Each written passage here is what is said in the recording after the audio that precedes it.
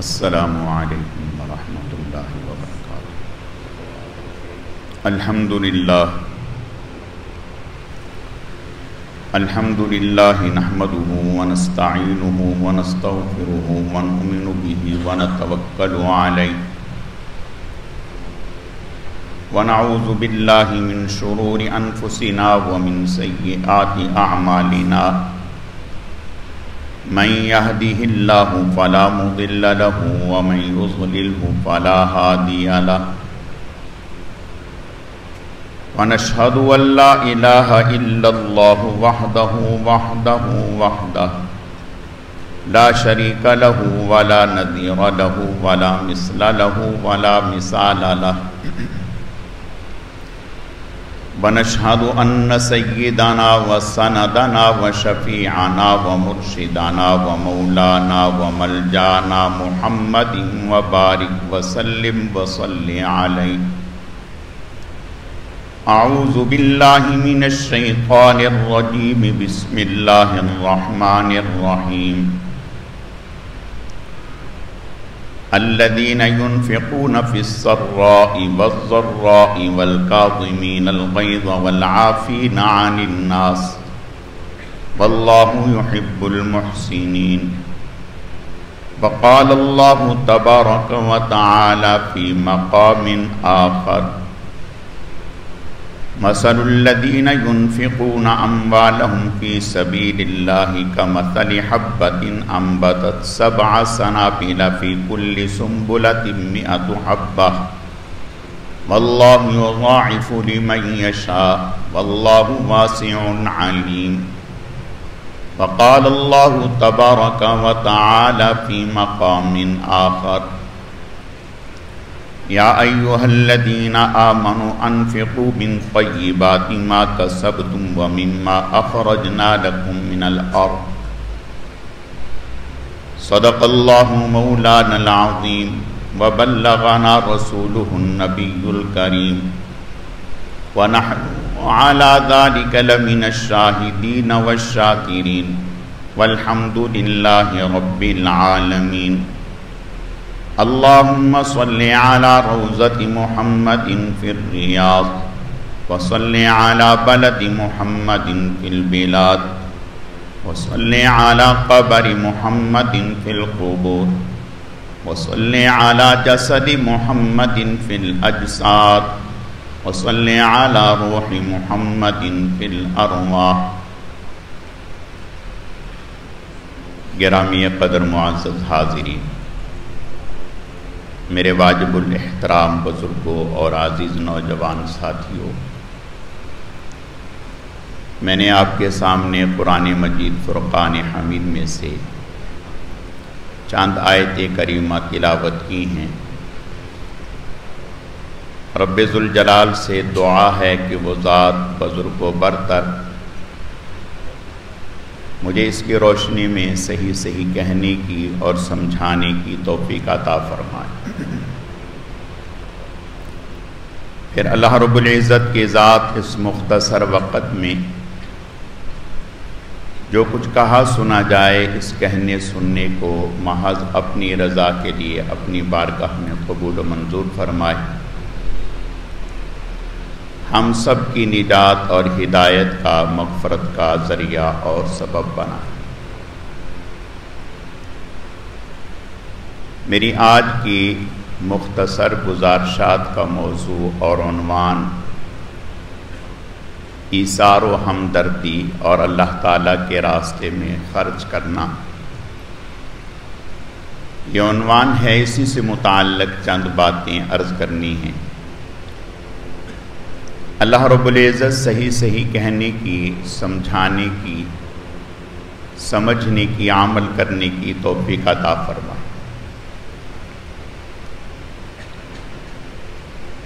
ایثار و ہمدردی ایک دوسرے کی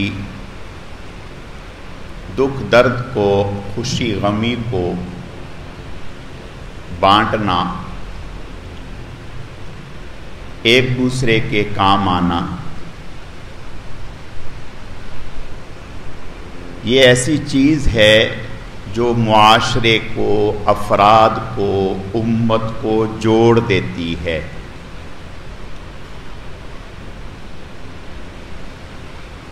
دین کا کوئی کام بھی اگر ایثار و ہمدردی نہیں ہے، ایک دوسرے پر خرچ کرنے کا جذبہ نہیں ہے،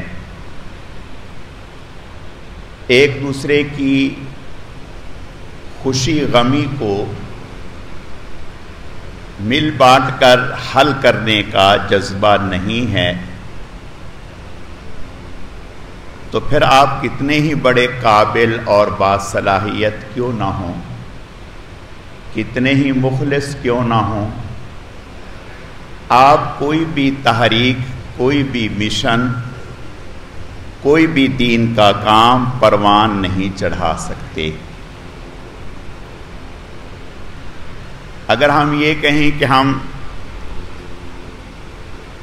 ایک دوسرے کے کام نہ آئیں، ایک دوسرے پر خرچ نہ کریں، ایک دوسرے کی تکلیف کو نہ دیکھیں اور بس ہم دین کا کام کر لیں، تو یہ بھول ہے۔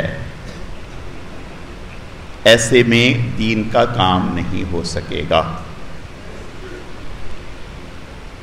اور ایثار و ہمدردی، مل بانٹنا، خرچ کرنا، یہ ہمارے دین کا ایک شعبہ ہے، حصہ ہے، جس کو اخلاقیات کہا جاتا ہے۔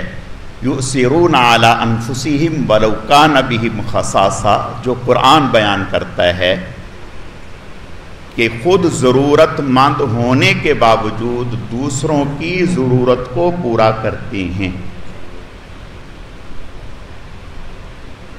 اگر ہر انسان خود غرض ہو جائے گا، ہر انسان یہ سوچنے لگے گا کہ اس کے اوپر مصیبت آئی ہے، یہ جانے، اس کا کام جانے، مجھے اس سے کیا لگے، تکلیف آئی ہے تو اس کے اوپر آئی ہے، اس کی بدعمالیوں کی وجہ سے آئی ہے، اس کے فلاں کاموں کی وجہ سے آئی ہے، مجھے کیا لگے۔ ہم بکھر کے رہ جائیں گے، ٹوٹ کے رہ جائیں گے، ناکام ہو جائیں گے، جناب رسول اللہ صلی اللہ علیہ وسلم کی تعلیمات سے ہٹ جائیں گے۔ قرآن پاک نے جگہ جگہ خرچ کرنے کا حکم دیا ہے۔ الذین ينفقون فی السراء والضراء، خوشی میں، تکلیف میں، غمی میں، تنگ دستی میں، کشادگی میں، ہر حال میں اللہ کے راستے میں خرچ کرنا۔ الذین ينفقون اموالهم باللیل والنہار سرا وعلانیہ، رات اور دن خرچ کرنا، چھپا کے خرچ کرنا، کھلے عام خرچ کرنا۔ مثل الذین ينفقون اموالهم فی سبیل اللہ کمثل حبۃ انبتت 7 سنابل، کہ جو اللہ کے راستے میں خرچ کرتا ہے 700 گنا اجر بڑھا دیا جاتا ہے۔ تو قرآن پاک میں جگہ جگہ خرچ کرنے کا حکم دیا۔ اب ذہنوں میں یہ آئے گا کہ جس کے پاس ہے ہی کچھ نہیں وہ کیا خرچ کرے؟ اللہ کے نبی نے ارشاد فرمایا اتقوا النار ولو بشق تمرۃ، آدھی کھجور بھی اگر تمہارے پاس ہے اس میں سے بھی کچھ نہ کچھ صدقہ کر دو، اس میں سے بھی کچھ نہ کچھ صدقہ۔ اور آپ صلی اللہ علیہ وسلم نے صحابہ کرام رضوان اللہ علیہم اجمعین میں یہ رنگ دیا، خرچ کرنے کا رنگ دیا۔ ایسا ہی نہیں کہ خوشک خوشک دین چلایا، نہیں، بلکہ اپنے جانثاروں کو، صحابہ کرام کو خرچ کرنے کا، اللہ کے راستے میں تقسیم کرنے کا، دینے کا۔ ہر عام سے عام صحابی بھی، عام سے عام صحابی بھی خوب اللہ کے راستے میں صدقہ کر رہے ہیں۔ حتیٰ کہ اگر کسی کے پاس کچھ نہیں تو مزدوری کی اور مزدوری میں جو ملا وہ لا کر کے اللہ کے راستے میں خرچ کر دیا.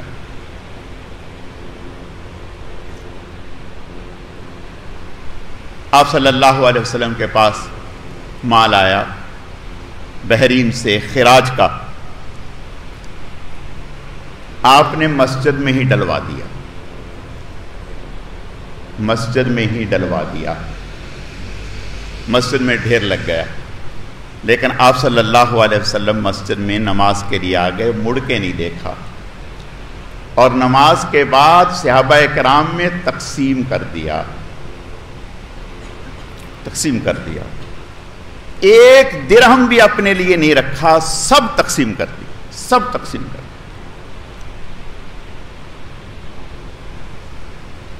آپ کی صاحبزادی حضرت فاطمہ الزہرا رضی اللہ تعالی عنہا بے پناہ حضور کو محبت, گھر کے کام کاج خود کر رہی ہیں. حضور کے پاس آئیں, یا رسول اللہ صلی اللہ علیہ وسلم پتہ چلا ہے کہ کچھ لونڈیاں آئی ہیں, کچھ غلام آئے ہیں. حضرت عائشہ صدیقہ سے کہہ گئیں. آپ صلی اللہ علیہ وسلم نے جب سنا تو فرمایا کہ اصحاب صفہ جو غربا ہیں, مساکین ہیں, وہ مجھے محمد کی بیٹی سے زیادہ پہلے ہیں. اپنی بیٹی کی تکلیف برداشت ہے لیکن ان کی تکلیف برداشت نہیں ہے. یہ حضور صلی اللہ علیہ وسلم ہمیں تعلیم دے کے گئے.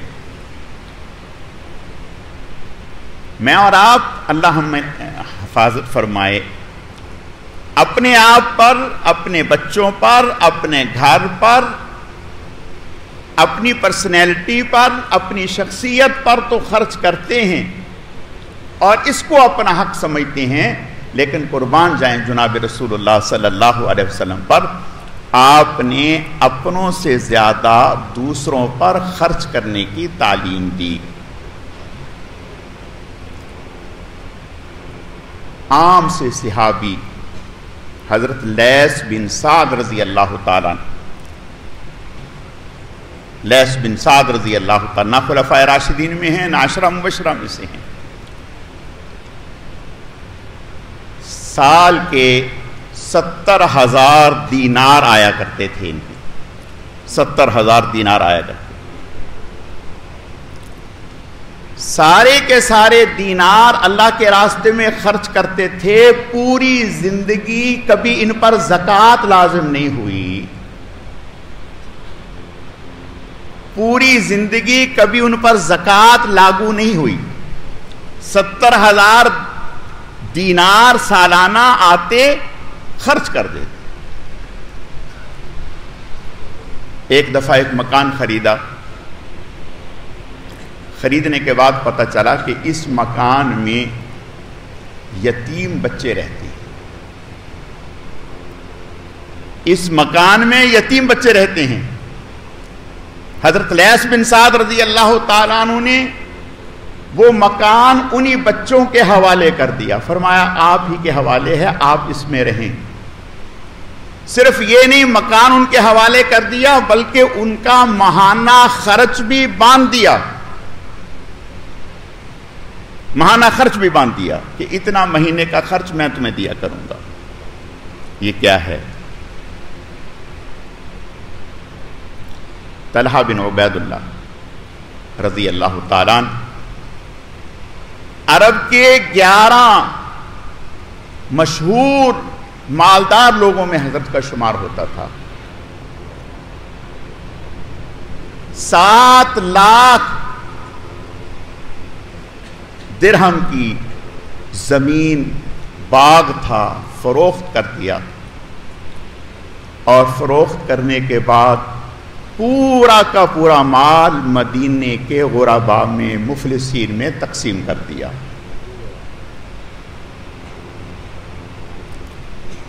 حضرت عبد الرحمن بن عوف رضی اللہ تعالیٰ صحابی رسول ہیں, اور وہ صحابی ہیں جو 8ویں نمبر پر آپ پر ایمان لائے، یعنی 8ویں مسلمان ہونے والے صحابی ہیں، اور وہ صحابی ہیں جنہیں دنیا میں ہی جنت کی بشارت دے دی گئی، 10 مبشرہ میں سے ہیں، اور وہ صحابی ہیں جن کا حضرت عمر رضی اللہ تعالیٰ اپنے بعد انتخاب کر کے چلے گئے کہ اگر عبد الرحمن ابن عوف کو میرے بعد امیر المومنین بنانا چاہیں تو یہ حق رکھتے ہیں۔ اور یہ وہ صحابی ہیں کہ آپ صلی اللہ علیہ وسلم 2 فریقوں میں آپس میں اختلاف ہو گیا، ان کی صلح کے لیے تشریف لے گئے، نماز کو تاخیر ہو رہی تھی، حضرت عبد الرحمن ابن عوف رضی اللہ تعالیٰ عنہ نے نماز شروع کر دی۔ ابھی نماز شروع کی ہی ہے، پہلی رکعت تھی یا دوسری رکعت تھی، آپ صلی اللہ علیہ وسلم تشریف لے آئے اور آپ صلی اللہ علیہ وسلم نے ان کے پیچھے نماز ادا کی۔ گویا انہیں یہ اعزاز بھی حاصل ہے کہ حضور صلی اللہ علیہ وسلم ان کی اقتداء میں آپ نے نماز پڑھی۔ 700 اونٹ تجارتی سامان لے کر 700 اونٹ مدینہ میں آئے۔ حضرت عبد الرحمن ابن عوف رضی اللہ تعالیٰ عنہ نے ایک اونٹ کا سامان بھی بیچا نہیں، 700 اونٹ بما ساز و سامان کے اللہ کے راستے میں تقسیم کر دیے۔ صرف یہی نہیں، 30,000 غلام۔ یہ غلام آزاد کرنا کیا ہے؟ یہ غلام آزاد کرنا یہ کیا ہے؟ ایک مسلمان کی تکلیف کو دور کرنا، اس کو غلامی کی زندگی سے آزاد کر دینا، آزادی کی زندگی گزارے، 1 نہیں 2 نہیں 3 نہیں 4 نہیں، مفت کوئی آزاد ہوتے تھے۔ 20,000 درہم کا غلام، 30,000 درہم کا غلام، 15,000 درہم کا غلام، 30,000 غلام آزاد کیے حضرت عبد الرحمن ابن عوف رضی اللہ تعالیٰ عنہ، اکیلے صحابی نے۔ یہ اللہ کے راستے میں خرچ کرنا نہیں ہے تو اور کیا ہے؟ یہ مسلمان کی تکلیف دور کرنا نہیں ہے تو اور کیا ہے؟ صرف یہی نہیں، 4 لاکھ درہم کا باغ خرید کر آپ صلی اللہ علیہ وسلم کی ازواج کے لیے وقف کر دیا کہ اس سے جتنی بھی آمدن ہو وہ ساری کی ساری آمدن آپ صلی اللہ علیہ وسلم کی ازواج پر خرچ ہو۔ آپ کی ازواج کے جتنے بھی خرچے ہیں، امہات المؤمنین کے جتنے بھی خرچے ہیں، وہ اس سے آنے والی آمدن سے پورے کیے جائیں۔ یہ حضرت عبد الرحمن ابن عوف رضی اللہ تعالیٰ، یہ خدمت خلق نہیں ہے تو اور کیا ہے؟ ہمارا دین اگر آپ دیکھیں گے تو پورا دین بھرا ہوا ہے اس چیز سے۔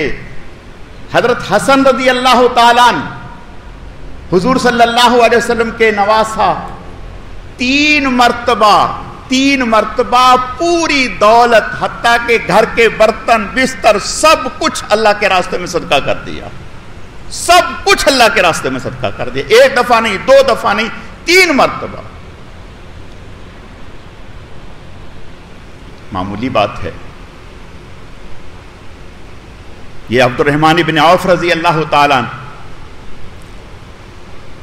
انتقال کا وقت آیا تو وصیت کی کہ میرے مال میں سے ہر بدری صحابی کو 400 دینار دے دیے جائیں، 400 دینار دے دیے جائیں۔ دینار سونے کا ہوتا ہے، اور اس وقت بدری صحابی 100 صحابہ اکرام رضوان اللہ علیہم اجمعین موجود تھے۔ یہ کیا ہے؟ خلیفہ حشام ابن عبد الملک، اس کے زمانے میں قحط پڑ گیا. ایک گاؤں والے اس قحط سالی کی تنگی کی وجہ سے خلیفہ حشام ابن عبد الملک کے پاس آئے، اور ان کے ساتھ ایک بچہ ہے جس کا نام ہے ورداس بن حبیب. یہ بھی ساتھ ہے، یعنی گاؤں کے چند ایک لوگ مل کر بادشاہ کی خدمت میں آئے، اور ساتھ میں یہ بچہ ہے. یہ حشام ابن عبد الملک کا ان دیہاتی لوگوں پر جو آئے تھے اور اپنی حاجت لے کے آئے تھے، ان پر ایسا روب پڑا کہ یہ بیچارے کچھ بات نہ کر سکے، کوئی بات نہ سمجھا سکے، نہ کہہ سکے. اب حشام بن عبد الملک نے اس بچے کو دیکھا، ورداس بن حبیب کو، اور اپنے دربان کو ڈانٹا. کہا کہ تم ہر عام و خاص کو اندر آنے کی اجازت دے دیتے ہو. یہ بچہ سمجھ گیا. اس نے کہا کہ حضور میں معافی چاہتا ہوں، میرے آنے سے آپ کی شان میں کوئی کمی واقع نہیں ہوئی. میں لوگوں کے ساتھ آیا اور میرے آنے سے آپ کی شان میں کوئی کمی واقع نہیں ہوئی، اور مجھے آپ کی زیارت کا شرف حاصل ہو گیا، مجھے آپ کی زیارت کا موقع مل گیا. اور پھر یہ بچہ جو ورداس بن حبیب تھا، اس نے کہا کہ یہ جتنے ہمارے گاؤں کے لوگ آئے ہیں وفد کی صورت میں، یہ آپ کے روب کی وجہ سے کوئی بات نہ کر سکے، اپنی ضرورت اور حاجت آپ کے سامنے نہ رکھ سکے. اگر اس موقع پر میں بھی خاموش رہا تو پھر ہماری ضرورت کون بیان کرے گا؟ بادشاہ اس کی بات سے متاثر ہوا، کہا بیان کیجیے.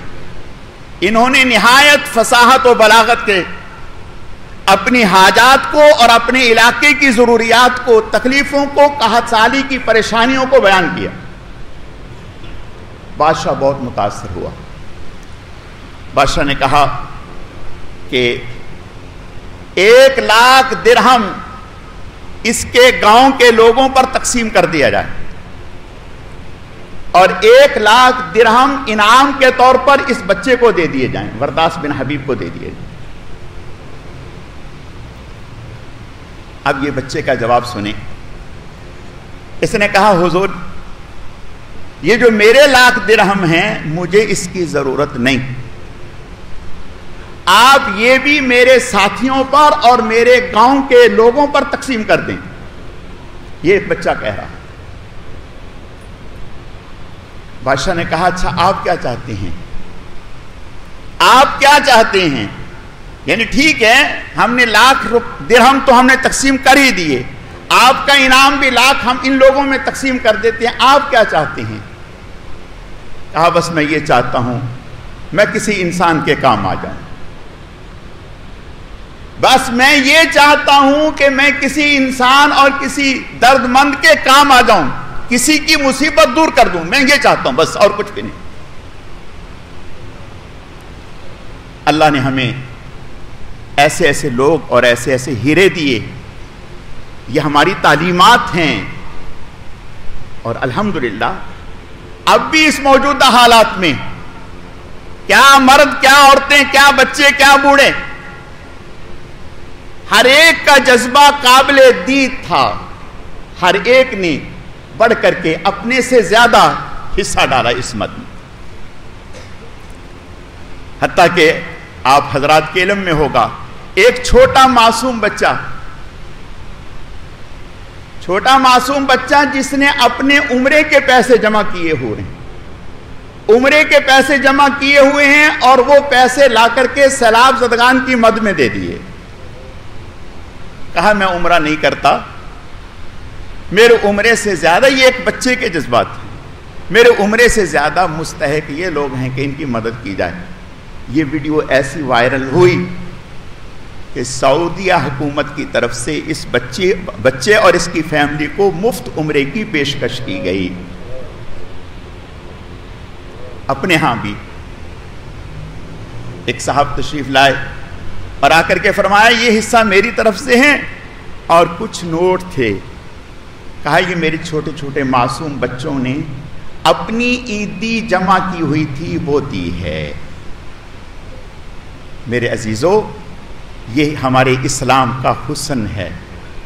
اللہ کے نبی کا ارشاد ہے المؤمن کجسد واحد، مومن ایک جسم کی مانند ہے، ایک جسم کی مانند ہے. اگر اس کی آنکھ میں تکلیف ہے تو پورا جسم تڑپ جائے، دانت میں تکلیف ہے پورا جسم لرز جائے، ناخن میں تکلیف ہے پورا جسم بے چین اور بے قرار ہو جائے. یہی اسلام ہے اور اسلام کی یہی تعلیمات ہیں. مسلمان روئے زمین کے کسی حصے پر بسنے والا ہو، اگر اس وہ تکلیف میں ہے تو اس کی تکلیف سے سارا عالم اسلام بے چین اور بے قرار ہو جائے. اب اس میں ہر ایک کی الگ ذمہ داری ہے. اللہ نے جنہیں مال دیے ہیں وہ مال کے ساتھ، جنہیں اللہ نے زبان کی طاقت دی ہے، لکھ سکتے ہیں، دوسروں کو متوجہ کر سکتے ہیں، وہ زبان کی طاقت کو استعمال کریں. جنہیں اللہ نے تعلقات کی وسعت دی ہے، حلقہ احباب میں وسعت دی ہے، اسے اپنے حلقہ احباب کو متوجہ کرنا چاہیے. اللہ کے نبی کا ارشاد ہے الدال علی الخیر کفاعلہ، فرمایا نیک کام پر دوسرے کو متوجہ کرنا ایسا ہے جیسے اس نے خرچ کرنے پر اجر کمایا ہے، ایسے ہی جس نے رہنمائی کی ہے اللہ اسے بھی برابر کا اجر و ثواب عطا فرمائیں گے. کیا جاتا ہے. اور الحمدللہ بہت سارے نوجوان ساتھی ہیں اس موقع پر جنہوں نے اپنے خاندان میں، اپنی مارکیٹ میں، اپنے عزیزوں میں، دوستوں میں متوجہ کیا. اور الحمدللہ بڑے پیمانے پر دیکھیں بات یہ ہے کہ اس وقت جو صورتحال ہے حکومتی سطح پر، ہم اس کو تو بھول جائیں. حکومتی سطح پر تو ہم بھول جائیں. کبھی ہمیں نہ امید رکھی ہے نہ رکھنی چاہیے. وہ تو ماضی ہمارے سامنے ہے. اگر ہو جائے تو نور علی نور ہے، نہیں ہو تو سابقہ روایت اپنی جگہ برقرار ہے. لیکن ہمیں اپنے طور پر، اور الحمدللہ پورا ملک ہر عام و خاص جو جس سے ہو رہا ہے کر رہا ہے. اس سے پہلے گزشتہ ہفتے 2 گاڑیاں الحمدللہ اپنی مسجد سے گئیں. پچھلی دفعہ اسی منگل کو 1 گاڑی بلوچستان میں وندر کی طرف گئی. 4 گاڑیاں 5 گاڑیاں جمعرات کو نکالنے کا ارادہ تھا. جیکب آباد اور نصیر آباد، جعفر آباد، لیکن وہاں کے راستے بند تھے. ہمارے ایک اور عالم ہیں، مشورہ کیا کہ وہاں کے جو حالات ہمارے سامنے آ رہے ہیں، بجائے اس کے کہ ہم یہاں سے 5 گاڑیاں 6 گاڑیاں لے کے جائیں اور وہاں جانے کے بعد پھر ہم دیکھیں کہ کیا کرنا ہے، جو لوگوں نے ہمیں معلومات دی ہیں اس کے مطابق کہاں کتنا دینا ہے، ہم پہلے خود جائیں اور خود جا کر کے 2-3 ساتھی جا کر کے دیکھیں جو ہمیں لسٹیں دی گئی ہیں، جو علاقے بتلائے گئے ہیں، وہاں ان علاقوں میں جا کر کے موٹر سائیکلوں پہ جس طرح سے بھی ہو سکے مختلف علاقوں میں جا کر کے دیکھیں کہاں کتنی ضرورت ہے. پھر یہ دیکھیں کہ حفاظت کے ساتھ صحیح مستحقین تک راشن کیسے تقسیم کیا جا سکتا ہے، کون سا پوائنٹ ایسا ہے جس میں ہم گاڑیاں لائیں اور لا کر کے وہاں مستحقین کو جمع کریں اور باحفاظت راشن تقسیم ہو جائے. تو اس کے لیے طے یہ ہوا کہ آج جمعے کے بعد یا انشاءاللہ مغرب کے بعد 3 ساتھیوں پر مشتمل، ایک میرا نام بھی ہے اس میں، ایک اور عالم دین ہے ہمارے نارتھ کراچی کے، ایک اور ساتھی ہیں، 3 ساتھیوں پر کہ ہم آج نکلیں اور ان علاقوں کا دورہ کریں۔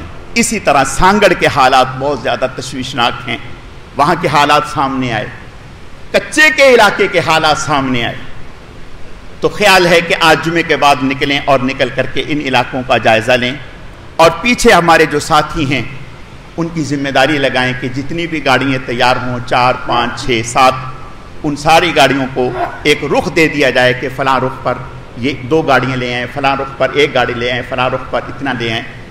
انشاءاللہ یہ ارادہ ہے۔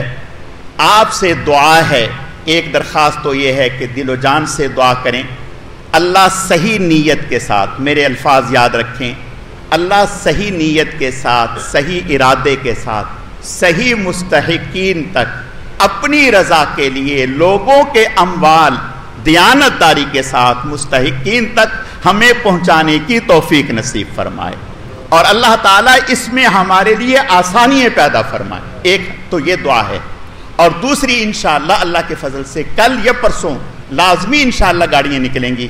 آپ سب حضرات جو خود کر سکیں وہ جو دوسروں کو متوجہ کر سکیں، اس میں زیادہ سے زیادہ متوجہ کریں۔ اللہ تعالیٰ آپ سب سے راضی ہو، آپ سب کے مال جان میں رزق میں برکت عطا فرمائے۔